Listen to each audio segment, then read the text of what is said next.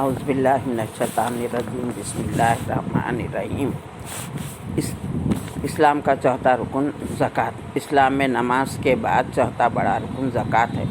زکوٰۃ کے معنی ہیں پاکی اور صفائی۔ اپنے مال میں سے ایک حصہ حاجت مندوں مسکینوں کے لیے نکالنے کو زکوٰۃ کہا گیا ہے۔ زکوٰۃ کے معنی نشو نما کے ہیں۔ زکوٰۃ دینے سے مال میں کمی نہیں ہوتی بلکہ ترقی ہوتی ہے۔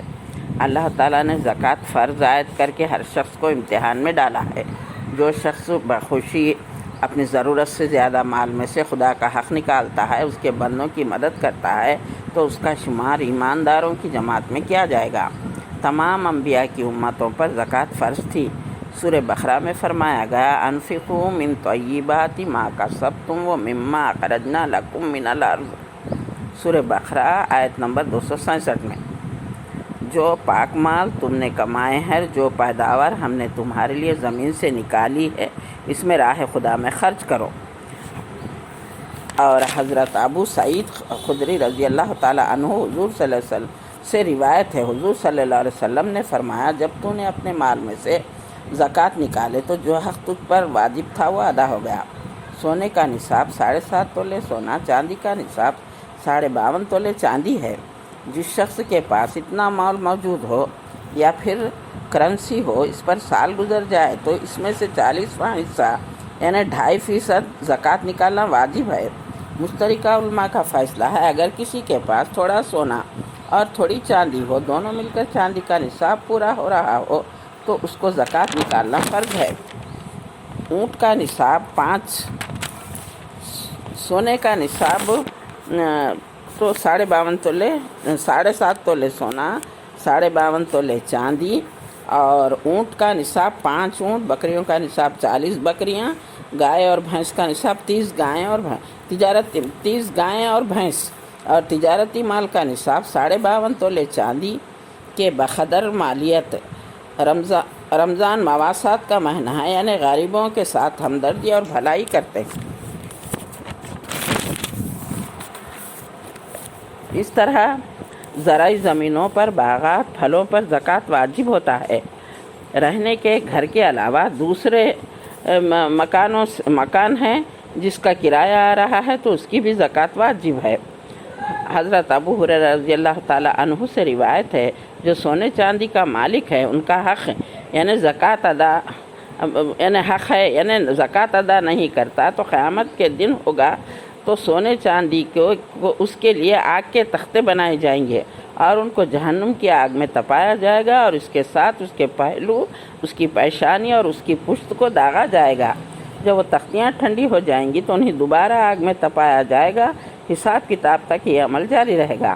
نبی صلی اللہ علیہ وسلم نے فرمایا، جس شخص کو اللہ نے مال دیا پھر اس نے اس کی زکوٰۃ نہیں نکالی، اس کا یہ مال قیامت کے دن نہایت زہریلے سانپ کی شکل اختیار کرے گا، جس کے سر پر 2 سیاہ نقطے ہوں گے، اس کے گلے کا طوق بن جائیں گے اور اس کے دونوں جبڑوں کو یہ سانپ پکڑے گا اور کہے گا، میں تیرا مال ہوں، میں تیرا خزانہ ہوں، خدا کی راہ میں جو بھی دے محض خدا کی خوشنودی کے لیے دیجیے۔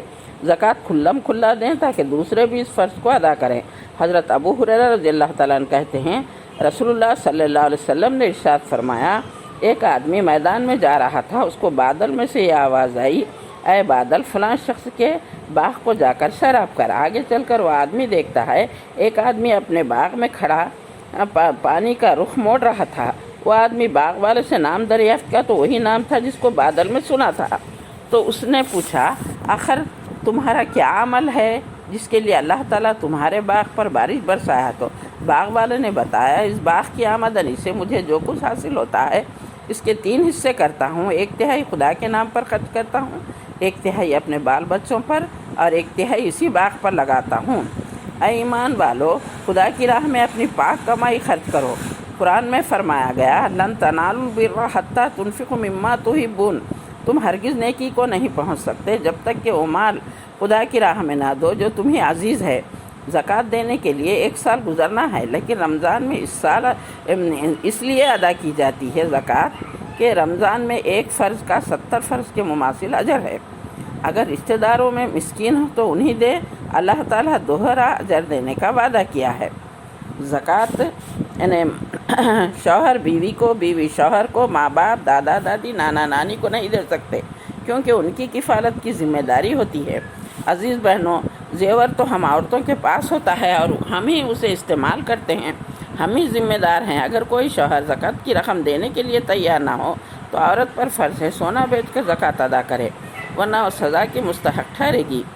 زکوٰۃ اجتماعی وصول کریں، یعنی بیت المال میں داخل کریں، وہاں پر سب کی مستحقین کی فہرست موجود ہے، مستحق تک ہماری زکوٰۃ پہنچ جائے گی۔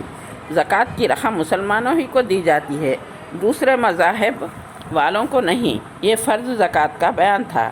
اس کے علاوہ بھی مسکینوں، مسافروں، لاچاروں، بے کسوں کی مدد کرنا چاہیے، یتیم کو نہیں جھڑکنا چاہیے۔ اپنے سے جتنی ہو سکے مدد کریں۔ حاجت